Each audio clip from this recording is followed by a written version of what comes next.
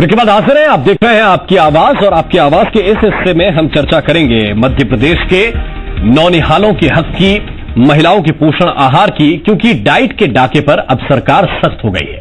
जी हां, मध्य प्रदेश सरकार पोषण आहार पर हर साल लगभग 1200 करोड़ रुपए खर्च करती है, लेकिन बावजूद इसके प्रदेश में कुपोषण की हालत किसी से छिपी नहीं है।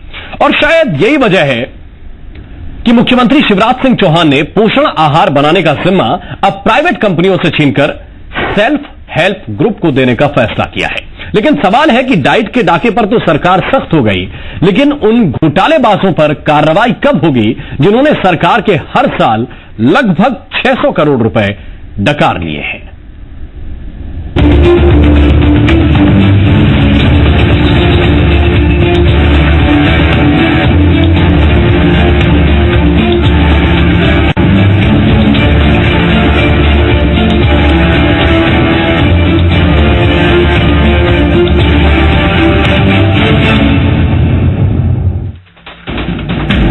पोषण आहार सिस्टम में बदलाव, सेल्फ हेल्प ग्रुप को मिलेगी जिम्मेदारी, 3 कंपनियों का कब्जा होगा खत्म, डाइट के डाके पर सरकार सख्त।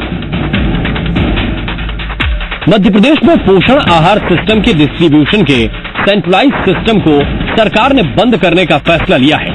मुख्यमंत्री शिवराज सिंह चौहान ने मंत्रालय में मंत्रियों और वरिष्ठ अधिकारियों के साथ बैठक में साफ कह दिया कि डिस्ट्रीब्यूशन सिस्टम को डिसेंट्रलाइज किया जाएगा, जिसके तहत ठेकेदारी को बंद करके विधवाओं और महिलाओं के सेल्फ हेल्प ग्रुप को काम सौंपा जाएगा।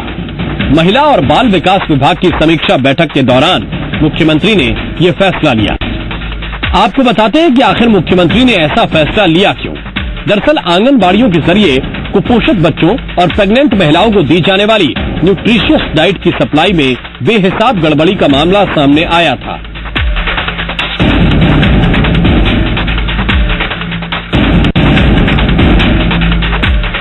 सालाना 1200 करोड़ रुपए के बजट से 3 कंपनियों को फायदा पहुंच रहा था, लेकिन क्वालिटी और क्वांटिटी दोनों लेवल पर खामियों के चलते बजट का 60% ही बमुश्किल जरूरतमंदों तक पहुंच पाता था। पोषण आहार मामले में आंकड़े और भी चौंकाने वाले हैं।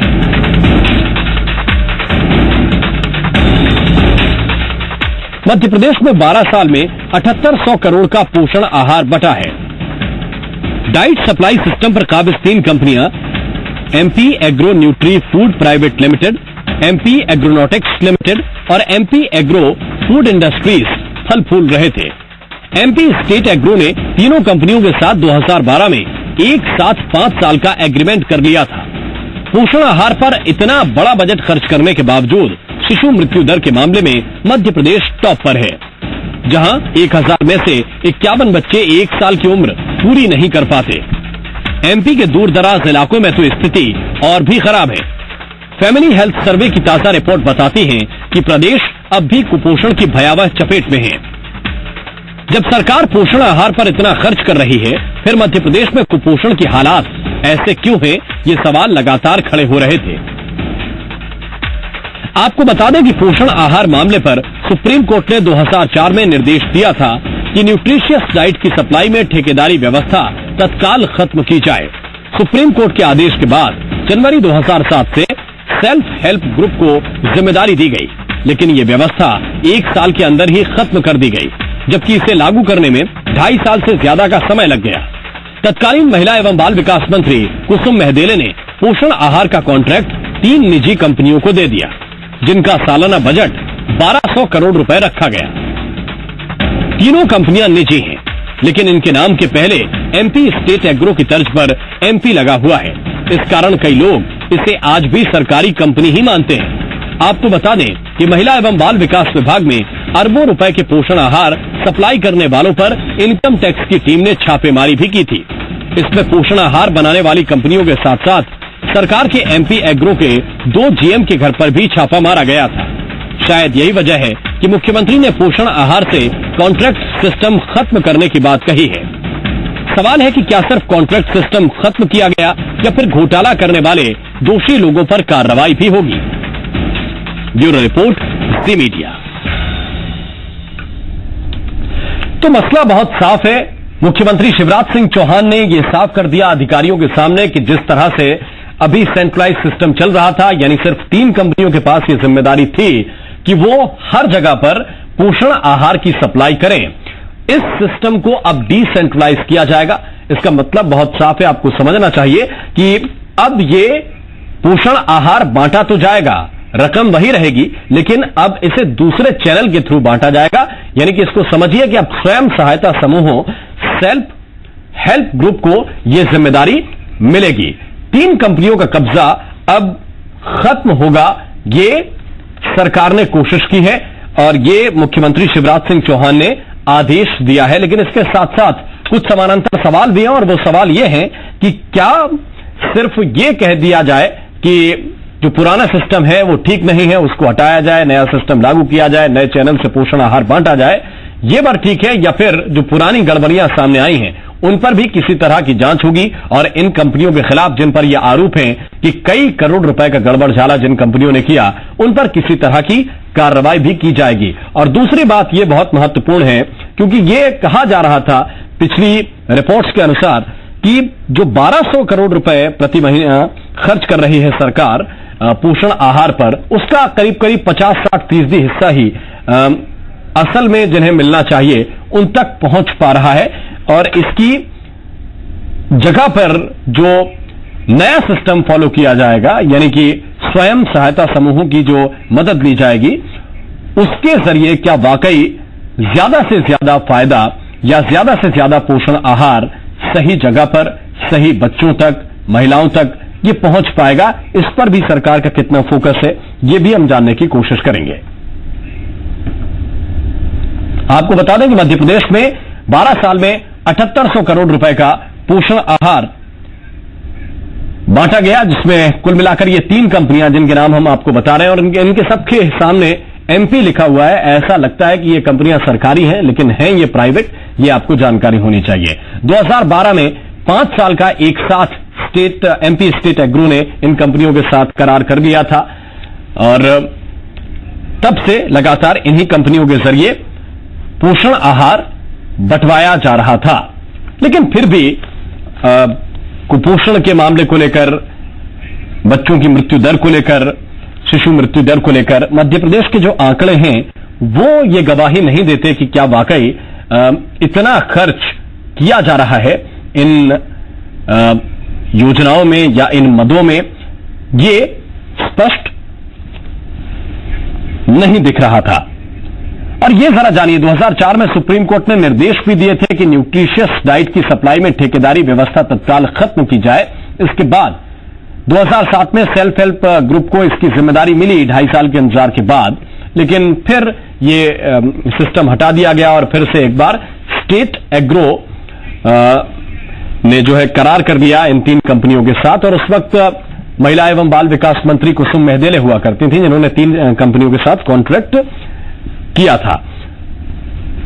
और इसी पर चर्चा करने की शुरुआत करते हैं। राकेश शर्मा जी हमारे साथ मौजूद हैं, प्रवक्ता हैं एमपी बीजेपी के। जेपी धनोपिया जी हमारे साथ मौजूद हैं, प्रवक्ता हैं मध्य प्रदेश कांग्रेस के। राजेश सरोठिया जी हमारे साथ मौजूद हैं, वरिष्ठ पत्रकार हैं। और साथ ही सचिन जैन भी इस वक्त हमारे साथ जुड़ रहे हैं, सामाजिक कार्यकर्ता हैं। आप सभी का बहुत बहुत स्वागत है। और सबसे पहले मैं राकेश जी आपसे ये जानना चाहता हूं, मुख्यमंत्री ने यह तो साफ कर दिया है कि अब जो सिस्टम होगा वो पारदर्शी होगा, ठेकेदारी जो प्रथा है जो चल रही थी अब तक वो खत्म होगी, लेकिन क्या इसके पीछे जो गड़बड़ी हुई उस पर भी किसी तरह की कार्रवाई होगी? देखिए राममोहन जी, मध्य प्रदेश में अगर कोई गड़बड़ी होती है तो उस गड़बड़ी के खिलाफ सख्त कार्रवाई होती है। मध्य प्रदेश में भ्रष्टाचार के लिए जीरो टॉलरेंस की पॉलिसी, माननीय मुख्यमंत्री जी ने कहा है कि मध्य प्रदेश में जीरो टॉलरेंस की पॉलिसी रहेगी भ्रष्टाचार के लिए, तो उस पर मध्य प्रदेश सरकार कायम है।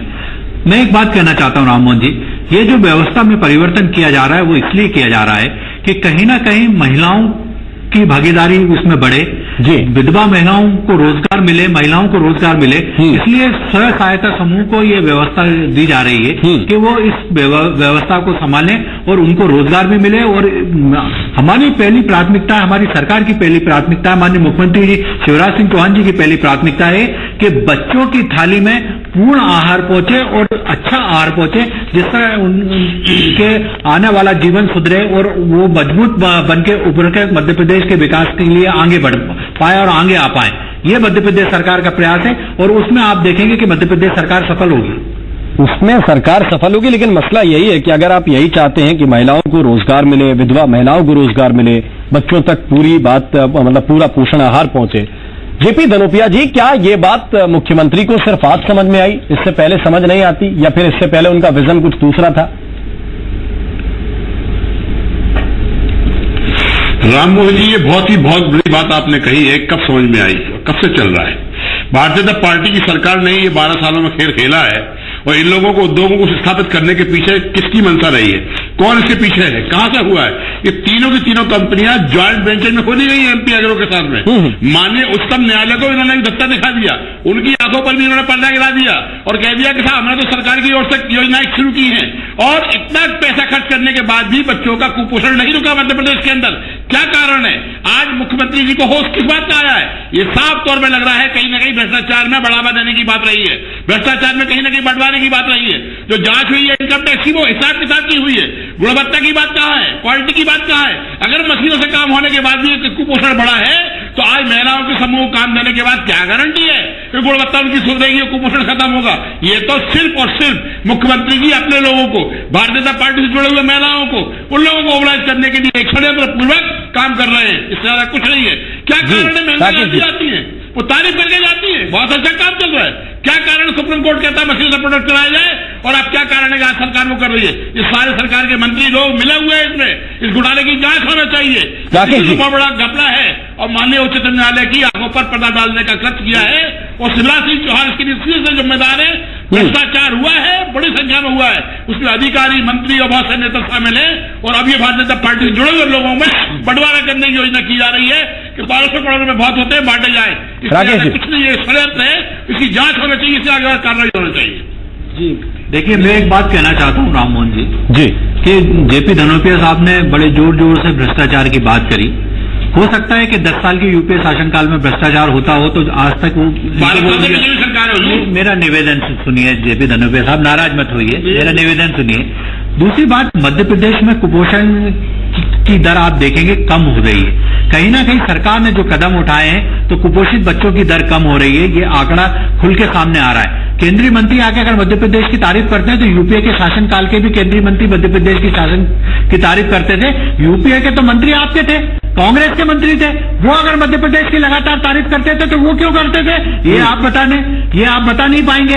दूसरी बात मैं कहना चाहता हूं कि आंगनबाड़ी की व्यवस्था को सुधारने के लिए मध्य प्रदेश में लगातार प्रयास हो रहे हैं। आप देखेंगे कि आंगनबाड़ी में जो महिलाएं काम करती हैं उनका मानदेय सरकार ने बढ़ाया है। कहीं ना कहीं अगर गुणवत्ता में सुधार की बात हो रही है और अच्छा काम की बात हो रही है तो भ्रष्टाचार की बात कांग्रेस करने लगती है। अगर जनता के सुविधा में सुधार हो, जनता को अच्छी चीज उपलब्ध हो, जनता को पूरी चीज उपलब्ध हो, जनता के लिए अगर देखिए राकेश जी, जितनी आप बात बताते हैं और आप इतने सरल लहजे बताते हैं, इतना सरल वो चीजें होती भी नहीं है।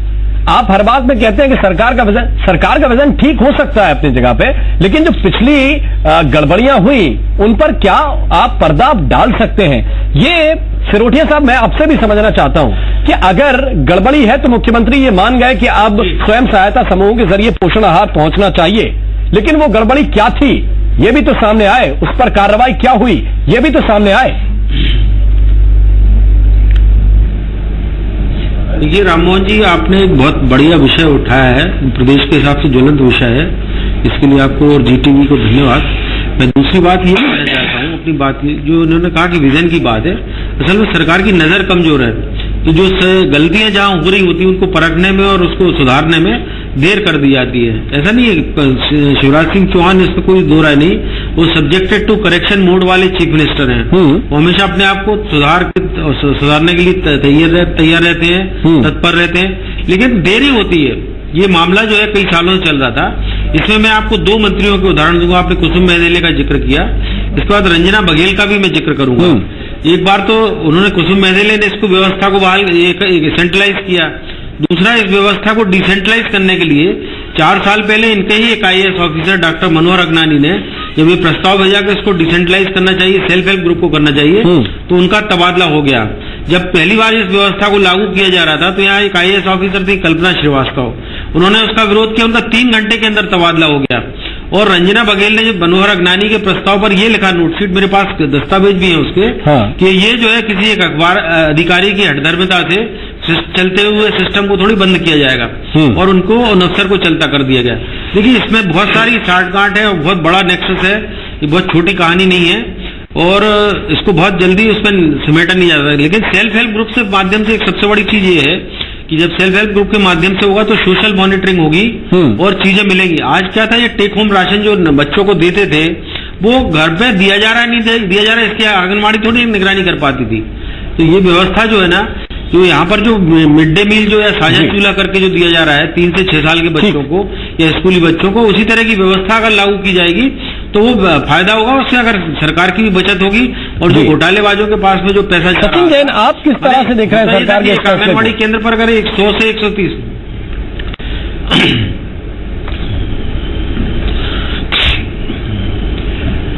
देखिए, मुझे लगता है कि पिछले 16 साल से सुप्रीम कोर्ट में एक केस चल रहा है जिसमें ये जो आंगनबाड़ी की पोषण आहार की व्यवस्था है वो अपने आप में एक बहुत महत्वपूर्ण हिस्सा उस पूरे मामले का रहा है। और वर्ष 2002 और 2003 तक जो है वो मध्य प्रदेश में एक रूप में स्वयं सहायता समूहों की व्यवस्था थी, लेकिन उसके बाद उसमें बदलाव की प्रक्रिया शुरू हुई। पहले ठेकेदार लाए गए, फिर उसके बाद ऑर्गेनाइज्ड कॉन्ट्रैक्टर या कंपनियों के तौर पर यह प्रक्रिया आगे बढ़ी। और इस पिछले 16 सालों से जब से हम लोग इस पूरे सुप्रीम कोर्ट केस के साथ जुड़े हुए हैं और मैं एक सुप्रीम कोर्ट के राज्य सलाहकार के हैसियत से यहाँ पर काम कर रहा हूँ, इन 16 सालों में लगातार एक ही बात पे ज्यादा तवज्जो रही है कि डिसेंट्रलाइजेशन अपने आप में एक थोड़ा मुश्किल काम है, क्योंकि हम एक जातिवादी और लैंगिक भेदभाव वाली व्यवस्था में है जहां पर बहुत आर्थिक असमानताएं हैं, गांव में लोग रहते हैं, भौगोलिक रूप से अनएक्सेसिबल एरियाज हैं, तो उसके ऊपर थोड़ा समय लगेगा। लेकिन विकेंद्रीकरण ही श्रेष्ठ व्यवस्था होगी, क्योंकि उससे जो है वो कहीं ना कहीं समुदाय उस पूरे कार्यक्रम से जोड़ पाएगा। कुपोषण ऐसा कार्यक्रम नहीं है जिसको आप जो है आसमान से कोई रणनीति ला करके उससे निपट लेंगे। उसके लिए आपको बहुत स्थानीय स्तर की व्यवस्थाएं बनाने की जरूरत होगी। स्थानीय भोजन का उपयोग करना पड़ेगा जो समाज जो है वो पारंपरिक रूप से करता रहा है। बाहर से आप पैकेज्ड फूड ले जा करके उस पूरी परिस्थिति को बदल नहीं सकते हैं। तीसरी बात जो इसमें जो सबसे ज्यादा महत्वपूर्ण मुझे लगती है वो ये है कि जब सेंट्रलाइज सिस्टम आता है तो उसमें कहीं पर भी एक सहूलियत देखी जाती है, उसमें देखा जाता है कि आसान होगा, सरकार के लिए आसान होगा। हमेशा जो है वो व्यवस्था ने अपनी सहूलियत उसमें एक तरफ देखी है और दूसरा जो हिस्सा होता है जो हमारे सिस्टम का एक पार्ट है कि उसमें हमारे निजी हित क्या होंगे, हम कितना उसके अंदर से अपनी हिस्सेदारी जमा सकते हैं। तो वो एक प्रक्रिया समानांतर रूप से चलती है और ये पहले दिन से जब से ये सिस्टम आया है तब से इस बात को उठाया जाता रहा है, प्रमाणों के साथ सामने रखा जाता रहा है। उच्चतम स्तर पर, राज्य के सबसे उच्चतम स्तर पर, चाहे ब्यूरोक्रेसी में बात करें आप, चाहे पॉलिटिकल लीडरशिप में बात करें, इसको रखा जाता रहा है। लेकिन हमेशा इस मुद्दे पर सरकार के अंदर भी और सरकार के बाहर के राजनीतिक दल जो हैं उन्होंने भी इसमें कोताही बरती है और मैं खुद उसका बहुत प्रत्यक्ष रूप से निजी मेरे अनुभव है इन सब चीजों को लेकर के, क्योंकि अपने आप में इस मुद्दे को एक तरीके से सेकेंडरी इशू माना जाता रहा और उसके ऊपर कोई कार्रवाई की और एक जो आंदोलन की जरूरत थी, बदलाव की जरूरत थी, वो नहीं हो पाई। तो मुझे लगता है कि एक बहुत छोटे से ब्रेक के लिए आप रुक गए हैं, लेकिन पॉइंट अभी भी यही है कि सरकार ने जो कह दिया, मुख्यमंत्री ने जो कह दिया, आगे तो आप स्वयं सहायता समूहों के जरिए ये पोषण आहार बंटवाएंगे, उसमें भी कई तरह की दिक्कतें सरकार के सामने आएंगी, उन्हें दूर करेंगे। लेकिन जो पीछे हुआ, क्या उसको बस कह देना कि वो ठीक नहीं था इसलिए नया हम सिस्टम फॉलो कर रहे हैं, क्या इतना भर काफी है? या फिर जो पीछे हुआ उसकी भी एक विस्तृत जांच की जरूरत है ताकि पता तो चले कि आखिर कहां कहां पैसा सरकार का, जनता का खा लिया गया। एक छोटा सा ब्रेक ले रहे हैं, तुरंत वापस।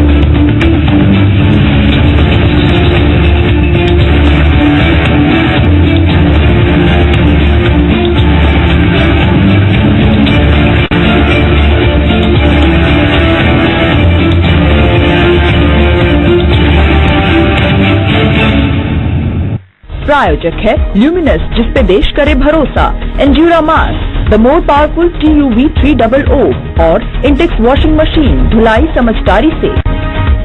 एंड्यूरा मास्क की मदद से सही वजन पाकर पाया नया कॉन्फिडेंस, पाई नई पर्सनैलिटी। एंड्यूरा मास्क, बरसों से बेहतरीन, बरसों से भरोसेमंद weight gainer. Baby, don't wake me. on, my friend. Take my bike.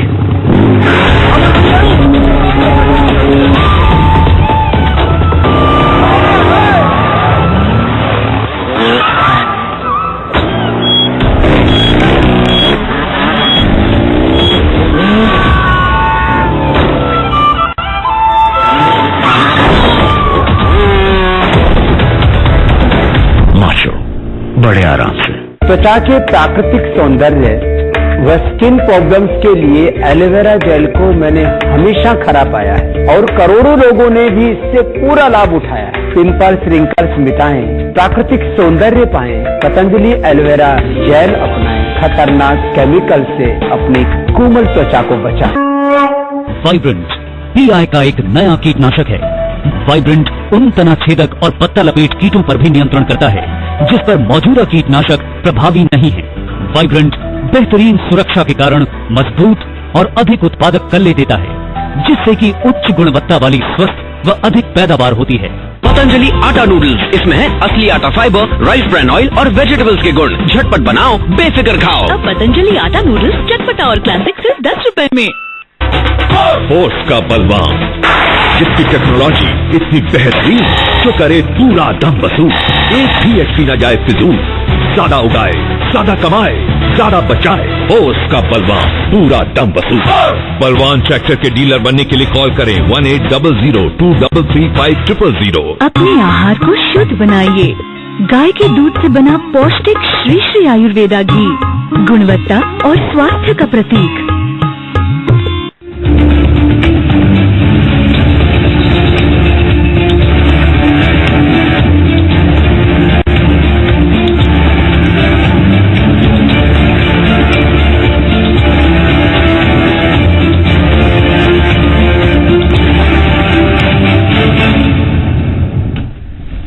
Break के बाद हंसने डाइट के डाके पर सरकार सख्त हुई है, लेकिन क्या उन कंपनियों के खिलाफ भी किसी तरह की कार्रवाई होगी जिन पर गड़बड़ी के साफ साफ सीधे सीधे आरोप लगे थे?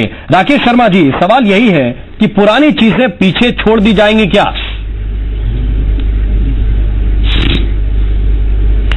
देखिए राममोहन जी, मैंने अपनी बात जब शुरू की कार्यक्रम शुरू होने से पहले उस समय स्पष्ट रूप से कहा कि मध्य प्रदेश में भ्रष्टाचार के लिए जीरो टॉलरेंस की पॉलिसी अपनाई जा रही है।